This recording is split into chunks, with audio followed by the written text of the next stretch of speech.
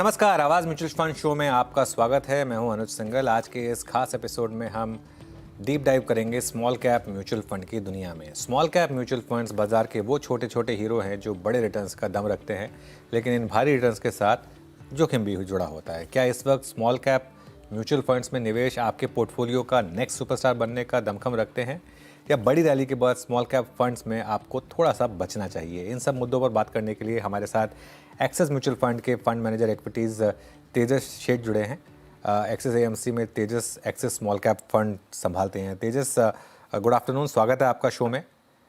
Good afternoon Manoj ji.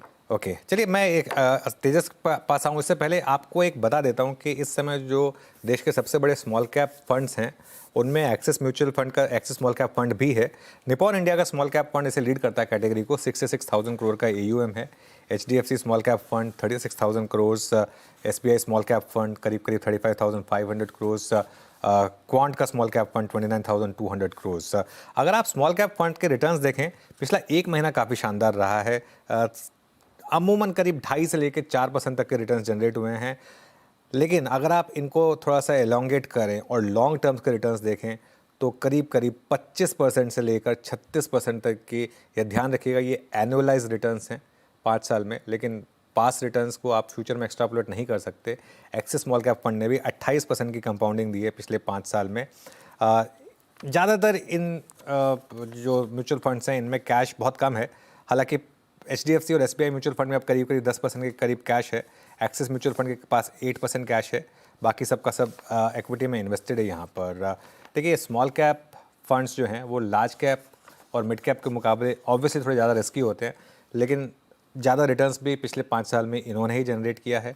इनके बारे में कहा जाता है कि कम से कम आप 7 से 10 साल का निवेश रखें, और अगर आप ज़्यादा रिस्क लेने की कैपेबिलिटी रखते हैं तभी इनमें आप निवेश करें।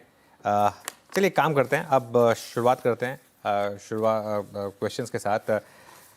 तेजस, तो पहला सवाल मेरा सबसे पहले यही होगा कि स्मॉल कैप फंड्स बने किसके लिए हैं? क्या एज से इसका कोई लेना देना है? जैसे अगर आपकी एज बहुत ज़्यादा हो तो आप स्मॉल कैप में कम इन्वेस्ट करें, अगर आप यंग हैं तो स्मॉल कैप में ज़्यादा इन्वेस्ट करें। रिस्क प्रोफाइल किस तरीके का होना चाहिए स्मॉल कैप इन्वेस्टर्स के लिए? हाँ, so typically we always advise के जो यंग लोग हैं वो ज्यादा इन्वेस्ट कर सकते हैं स्मॉल कैप में, क्योंकि उन लोग के पास रिस्क टेकिंग एबिलिटी ज्यादा होती है, प्लस वो लोग के पास हॉराइजन ऑफ इन्वेस्टमेंट भी ज्यादा होता है। सो इन्वेस्टर्स जिसके पास लंबा टाइम पीरियड हो देखने के लिए, एक्सपेक्टेशंस भी वैसे होने चाहिए कि हाई रिस्क हाई रिटर्न और वॉलेटिलिटी को जो देख सके, बिकॉज स्मॉल कैप इन्वेस्टिंग में वॉलेटिलिटी रहेगी। तो अगर वॉलेटिलिटी को अगर आपको देखना है over longer period of time, तो हाई रिस्क और हाई रिटर्न वाले इन्वेस्टर्स ज्यादा इसमें इंटरेस्टेड रहेंगे। इसमें स्मॉल कैप फंड्स में जो रिटर्न्स होते हैं उनको किस तरीके से मैप करें? क्योंकि देखिए, जब 5 साल का मैंने रिटर्न दिखाया, अब 5 साल में इशू ये हो गया कि वो कोविड के तुरंत बाद एक स्मॉल कैप की रैली शुरू हुई थी, तो ऑब्वियसली थोड़ा सा एक रिटर्न्स उससे ज़्यादा हुए। लेकिन पिछले 1 साल में मोर और लेस जीरो रिटर्न्स रहा है। हाँ, आपके म्यूचुअल फंड ने जरूर 1 साल में भी अच्छा रिटर्न डिलीवर किया है, लेकिन ओवरऑल कैटेगरी में पिछले 1 साल में कोई रिटर्न नहीं बना। मार्केट में भी 1 साल में कोई रिटर्न बना नहीं है वैसे। लेकिन इसमें बीटा कितना बड़ा इंपॉर्टेंट रोल प्ले करता है? और क्या अगर मार्केट तेज भागता है तो स्मॉल कैप फंड्स में ज़्यादा आउट परफॉर्मेंस का स्कोप रहता है, और अगर मार्केट गिरेगा तो क्या स्मॉल कैप में ज़्यादा गिरावट का भी अंदेशा रहेगा? सो लास्ट 1 साल का हम लोग अगर देखें रिटर्न, तो ऑब्वियसली आपने जैसे बताया रिटर्न्स कम रहे हैं, बिकॉज वैल्यूएशंस और एक्सपेक्टेशंस दोनों रीसेट हुए हैं। लास्ट 2020 से 2024 the return were phenomenal. I think last 1 साल से जब जैसे भी एक्सपेक्टेशंस और वैल्यूएशन का रीसेट हुआ है, I think long term average की तरफ ये रिटर्न्स मूव हो रहे हैं। टिपिकली हम अगर लॉन्ग टर्म एवरेज पे देखें तो large cap typically 100-120 Bips nominal GDP से ज्यादा देता है, मिड कैप 200-300 बिप्स ज्यादा देता है, और small cap typically 400-500 Bips nominal GDP से ज्यादा देता है। तो वो एक्सपेक्टेशन अगर हम लोग लेके चलेंगे तो आई थिंक डिसअपॉइंटमेंट कम रहेगा।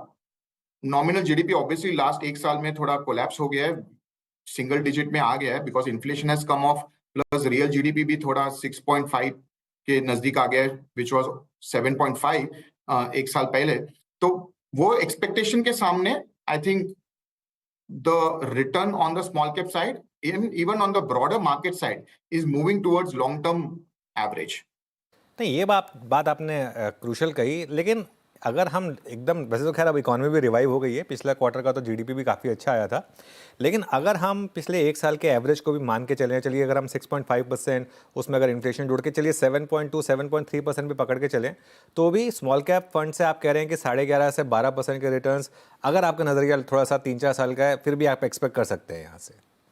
एग्जैक्टली, सो अनुज अगर हम 10 साल का टिपिकली रिटर्न देखें, इकोनॉमी टिपिकली होती है 7% रियल जीडीपी ग्रोथ होती है, और इंडिया का इन्फ्लेशन ब्रॉडली 4-5% का होता है। तो नॉमिनल जीडीपी टिपिकली 12% 13% पे होती है इंडिया की। उसके ऊपर आप 300 to 400 bips additional small cap का ऐड कर लीजिए, तो 10 साल का average return will be in the range of 18 to 20%। Okay, अच्छा, एक सवाल जो लोग हमेशा पूछते हैं कि स्मॉल कैप म्यूचुअल फंड में ड्यूरेशन कितना होना चाहिए? जैसे क्या आप 3 साल के लिए इन्वेस्टेड रहें, 5 साल के लिए इन्वेस्टेड रहें, या तब इन्वेस्ट करें जब मार्केट बहुत ज़्यादा करेक्शन फेज में हो, 1 साल 2 साल इन्वेस्ट करके उसके बाद एसआईपी ना करें, भले ही बस उसमें बने रहें? मतलब इसमें बेस्ट अप्रोच क्या होती है? I think the best approach would be through SIP okay, in a market. और अगर राइजिंग मार्केट में है तो अगर आपको लिक्विडिटी की जरूरत नहीं है, आपका इन्वेस्टमेंट होराइजन बियॉन्ड 5 years है, तो you should remain invested, because it is small cap में और ब्रॉडली मार्केट में भी टाइमिंग करना बहुत ही मुश्किल हो जाता है। पीक होता है मार्केट पर, वी हैव सीन के लास्ट एक साल में स्मॉल कैप 28% गिर गया था, वापस पूरा रिकवर हो गया ये 28%। अगर यही पीरियड में आपने अगर एसआईपी रूट फॉलो किया होगा तो आपका रिटर्न प्रोटेक्टेड रहता है। और हम लोग ने देखा है लास्ट 20 साल का अगर हम लोग ने डेटा अगर निकाले, तो जब भी पीक से जब मार्केट गिरना चालू होता है और अगर आप एसआईपी रूट चालू रखते हैं, तो नेक्स्ट पीक जब आता है तब रिटर्न 18 टू 20% बनता है, covering the low period return also. तो ये 4 इंस्टेंसेस लास्ट 20 साल में ऐसे हुए हैं जब स्मॉल कैप इंडेक्स 30 से 65% गिरा है, इन दैट रेंज। पर जब भी वो फॉल में अगर इन्वेस्टर डिसिप्लिन होके एसआईपी रूट फॉलो करता है, the next all time high जब वो इंडेक्स बनाता है तब 20% काइंड ऑफ रिटर्न जनरेट होता है। तो ब्रॉडली डिसिप्लिन और कमिटमेंट टुवर्ड्स इन्वेस्टमेंट वो बहुत जरूरी है, rather than timing the market. अच्छा, एक चीज़, आपके फंड में इस समय 8% के करीब कैश है, क्या सही है ये एक्सेस हाँ, small cap? Typical broadly 7 to 8% cash है तो अभी। ये अभी नॉर्मल आप इतना रखते हैं, या फिर अभी इस समय थोड़ा नॉर्मल से ज़्यादा है कैश? तो थोड़ा नॉर्मल से ज्यादा है, टिपिकली हम लोग 4 टू 5% रखते हैं। तो ऐसा क्यों 8%? अब तो स्मॉल कैप में पिछले एक साल से रीजनेबल करेक्शन भी आया है, तो अब भी आप फुल्ली डिप्लॉयड क्यों नहीं है इसमें? So we are deploying, we are identifying stories where the return profile versus the risk profile which the sector or particular stock provides us is much favorable. अगर वो favorable नहीं है तो हम लोग kind of sell करके थोड़ा liquidity में move हो जाते हैं। Okay. तो पिछले एक साल में फिर जो आपका हाईएस्ट था, क्या वो 8% से भी ज़्यादा था? Just to trying to identify. हाँ, तो लास्ट अक्टूबर जब हम लोग को लगा कि मार्केट थोड़ा हीटेड अप हो गया था, हम लोग 12-12.5% कैश पे चले गए थे। बिल्कुल। आपने एंड लास्ट 4 महीने में, लास्ट 6 महीने में पोस्ट मार्च पीरियड, जब we fell that the market बहुत ज्यादा करेक्ट हो गया है, प्लस रेट कट साइकिल चालू हो गई थी इंडिया की, लिक्विडिटी साइकिल भी चालू हो गई थी, we started deploying capital. So हम लोग broadly today we are sitting on 6.7% cash versus 12% cash exactly a year back. बिल्कुल। अच्छा, सिंस आपने लास्ट अक्टूबर की बात की, मुझे वो टाइम अच्छे से याद है, बहुत म्यूचुअल फंड्स ने स्मॉल कैप में फ्रेश इनफ्लो लेना बंद कर दिया था। ऐसे में एक इन्वेस्टर का एक लॉजिकल सवाल होगा कि मार्केट चाहे अच्छा हो या ख़राब हो, एक फंड मैनेजर का काम है कि उसको अगर पैसा आ रहा है उसको डिप्लॉय करना है। तो ऐसे में आपका उस पर क्या व्यू है, जो 2-3 म्यूचुअल फंड ने स्मॉल कैप में पैसा लेना बंद किया था? आई थिंक वो it's because of the size of the fund, वो लोग का कैसा है और वो लोग का डिप्लॉइंग कैपेबिलिटी कैसी है। मेरा मानना तो ये भी है कि बहुत बार अगर आप स्मॉल कैप में इन्वेस्टमेंट आइडियाज नहीं फाइंड कर सकते हो, आपको लार्ज कैप और मिड कैप में वो आइडियाज मिल जाती हैं जो स्मॉल कैप से ज्यादा अल्फा जनरेट कर सकती है। सो डिप्लॉयमेंट एज ऑफ नाउ मुझे ये साइज ऑफ फंड में तो इश्यू नहीं लग रहा है, और हम लोग तो इसलिए पैसा ले भी रहे हैं इन्वेस्टर्स से। both through SIP and lump sum route. अच्छा तेजस जी, एक चीज़ जो बहुत लोग कह रहे हैं कि पिछले 2 साल में जो स्मॉल कैप की इतनी मैसिव आउट परफॉर्मेंस रही, उसका एक कारण ये था कि एफआईआईज विड्रॉ कर रहे थे और डीआईएस और डोमेस्टिक के पास बहुत पैसा था। वो सारा का सारा पैसा मार्केट में आ रहा था और वो ज़्यादातर पैसा जो है वो स्मॉल कैप को चेज कर रहा था, जो कि आंकड़े कह भी रहे थे। लेकिन कंसिडरिंग अब एफआईआईज भी थोड़ी बहुत वापसी कर रहे हैं और लार्ज कैप इतने अंडर वैल्यूड हो गए हैं, कहीं ना कहीं एक रिस्क है क्या कि इस साल शायद स्मॉल कैप अंडर परफॉर्म करें और शायद थोड़ा रिटेल का पैसा भी स्मॉल कैप से लार्ज कैप की तरफ मूव करे? हाँ, तो सी ऐसे पॉकेट्स आते हैं अनुज, जब ये फ्लोज के ड्रिवन पे रिटर्न प्रोफाइल जनरेट होता है और पर्टिकुलर कैटेगरी का। बट अगर आप लॉन्ग टर्म पर्सपेक्टिव से देखेंगे, स्मॉल कैप लार्ज कैप को तभी आउट परफॉर्म करते हैं जब certainty of growth in a broader market, broader economy जब हाई होती है, राइट। एंड तभी वो स्मॉल कंपनीज जो वो अपॉर्चुनिटी को कैप्चर कर सकती है, and that's why they kind of out perform करने लगती है। तो ऐसे छोटे छोटे पॉकेट्स आते रहेंगे जब एफआईआई सेलिंग करती है और बाइंग करती है, उसके सामने स्मॉल कैप वर्सेस निफ्टी का अंडर परफॉर्मेंस आउट परफॉर्मेंस चलता है। But longer period of time, India जो एक इमर्जिंग इकोनॉमी है, growing at a fastest rate, small cap will kind of out perform large cap.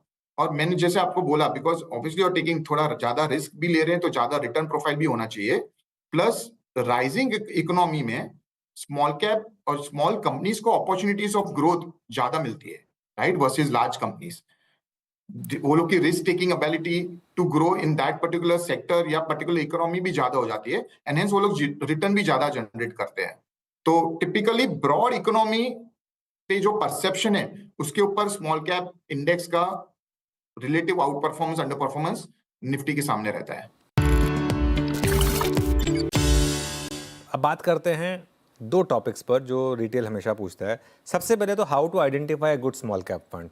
इतने स्मॉल कैप फंड हैं market में, कैसे आइडेंटिफाई करें? क्या पास रिटर्न एक पैरामीटर है? क्या पोर्टफोलियो को का कंस्ट्रक्ट पढ़ें?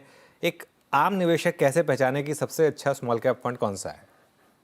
सो दो चीज आपको इसमें देखनी है। ऑब्वियसली हर एक फंड और फंड मैनेजर का एक साइकिल होता है, और वो साइकिल क्यों होता है? क्योंकि वो लोग का स्ट्रैटेजी जो फंड के प्रति होती है, वो स्ट्रैटेजी की भी एक साइकिल होती है।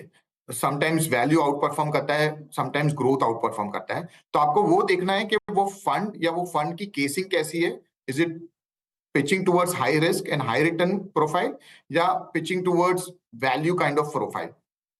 दूसरा आपको देखना है कि रिस्क एडजस्टेड रिटर्न कैसा है।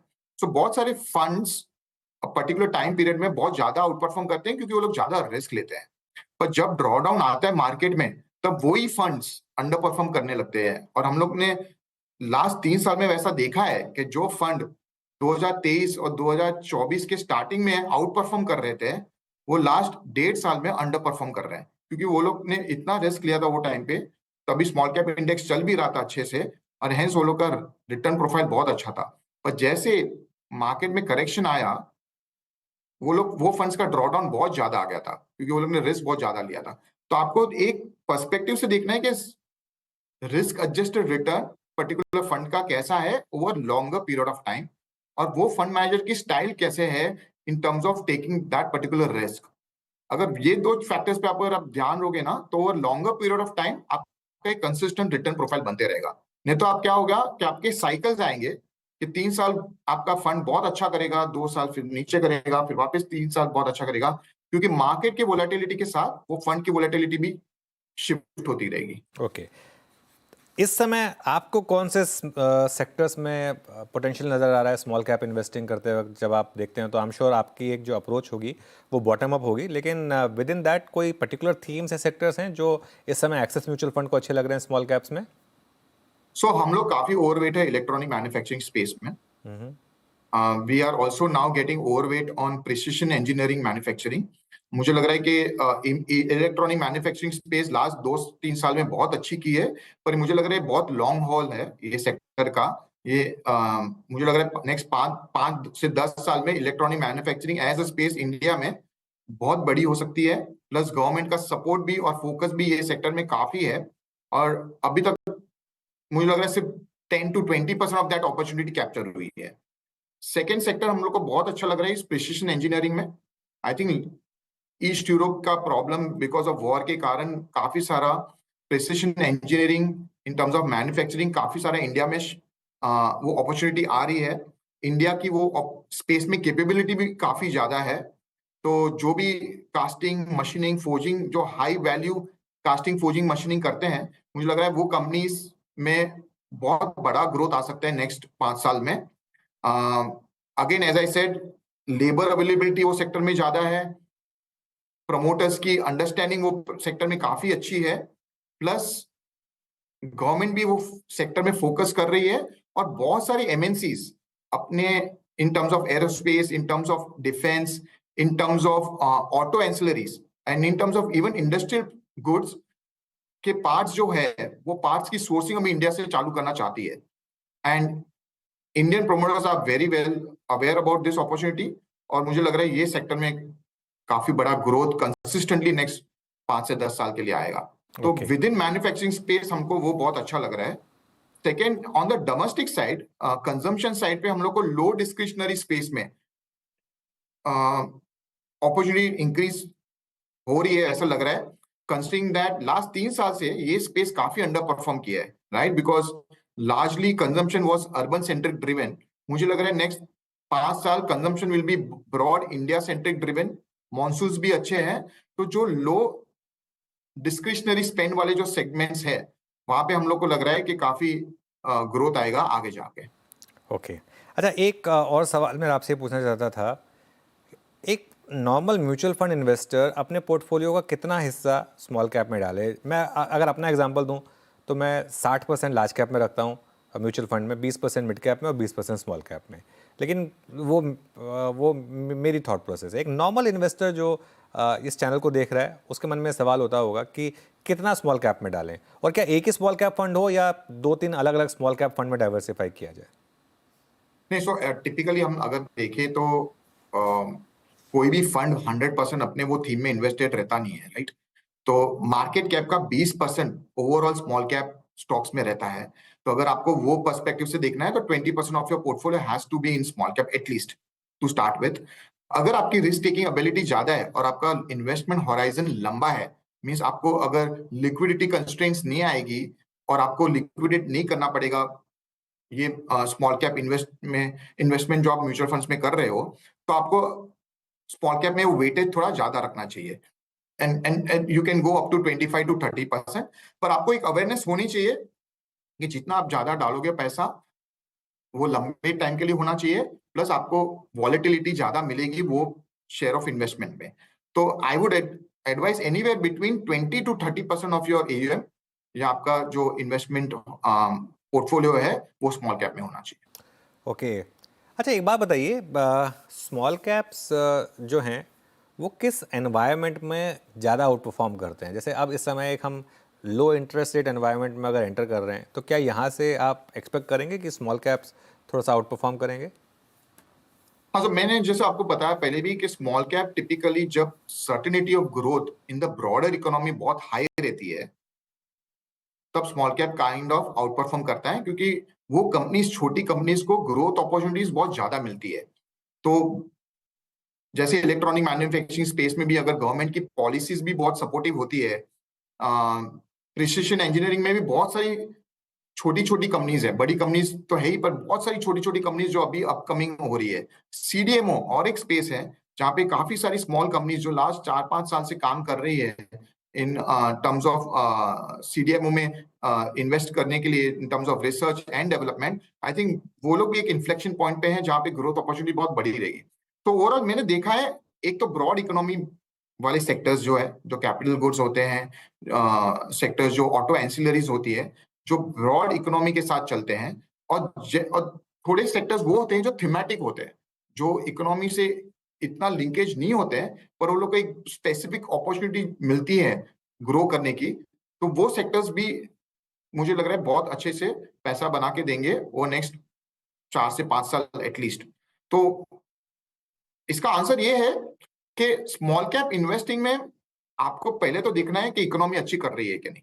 जब भी इकोनॉमी में थोड़ा अनसर्टेनिटी आ जाती है, स्लो डाउन की, तब स्मॉल कैप थोड़ा अंडर परफॉर्म करने लगता है। But India is a growing economy, or over longer period of time, I think small cap investing will make a superior return profile versus broader economic growth. एक आखिरी सवाल आपसे, क्योंकि आपने 4-5 बार ईएमएस की बात कर दी। ईएमएस में अब स्मॉल कैप तो बचा ही नहीं है तेजस जी, सारे इतने बड़े लार्ज कैप स्टॉक हो गए हैं, और वैल्यूएशंस इनकी जिस मल्टीपल्स पर हैं उसमें एक रिस्क नहीं है क्या? सो नहीं, अभी भी काफी सारे स्मॉल कैप्स नेम्स है ईएमएस में प्रेजेंट है, अपकमिंग आ रहे हैं।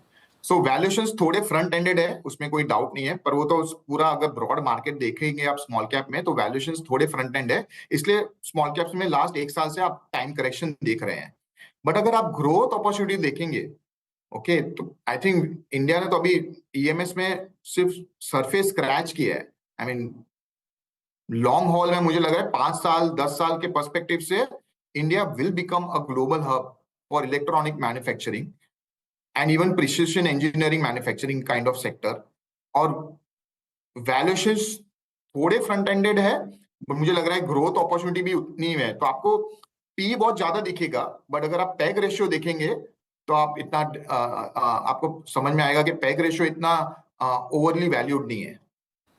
ओके, एक आखिरी सवाल देन इन दैट केस, इस समय अगर मैं स्मॉल कैप में इन्वेस्ट कर रहा हूँ तो मेरा सबसे बड़ा रिस्क क्या है? सबसे बड़ा रिस्क है कि स्लो डाउन इकोनॉमी में, ग्लोबल इकोनॉमी में अगर अगर आई तो, क्योंकि अगर ग्लोबल इकोनॉमी में स्लो डाउन आती है तो लिक्विडिटी में भी थोड़ा फॉल आता है, ग्लोबल लिक्विडिटी में और इंडिया की लिक्विडिटी में भी। तभी ब्रॉड इकोनॉमी में स्लो डाउन आता है, और वो स्लो डाउन के कारण स्मॉल कैप में ऐसा हो सकता है कि थोड़े लंबे टाइम तक टाइम करेक्शन आए, और थोड़े लंबे टाइम में सम एब्सोल्यूट करेक्शन भी आए। तो लास्ट एक साल में अगर 1 से 1.25% बना है स्मॉल कैप इंडेक्स में, तो वो थोड़ा लंबा चल सकता है कि नेक्स्ट 1 से 2 साल तक अगर आपका रिटर्न न बने। तो ब्रॉडली ब्रॉड इकोनॉमी के पर्सपेक्टिव से ही आपको देखना चाहिए स्मॉल कैप इन्वेस्टिंग में। और हमने देखा है कि फॉलिंग इंटरेस्ट रेट सिनेरियो में भी, पास्ट में भी, अगर इकोनॉमी स्लो हो जाती है तो स्मॉल कैप में पैसा थोड़ा कम बनता है। बट एज आई सेड, ये टाइम पीरियड आपके लिए अच्छा होता है to build the portfolio in the small cap from a 5 year 10 year perspective. क्योंकि अगर आप पीक ऑफ द मार्केट या पीक ऑफ द वैल्यूएशंस में खरीद नहीं पाएंगे, पर जब फॉलिंग मार्केट में या फॉलिंग वैल्यूएशंस में भी अगर आप नहीं खरीदोगे तो आपका नेक्स्ट साइकिल भी मिस हो जाता है। तो the best way to play this is to not time the market, अपनी एसआईपी चालू रखिए। अगर मार्केट बहुत ज्यादा गिर जाता है और आपके पास कैपेसिटी है तो एसआईपी को डबल डाउन कीजिए। ऑलराइट, बहुत बहुत शुक्रिया तेजस आज हमारे साथ जुड़ने के लिए इस शो में। Thank you so much. Thank you Anuj. चलिए, आज के म्यूचुअल फंड शो में इतना ही। आप जुड़े रहिए CNBC आवाज़ के साथ।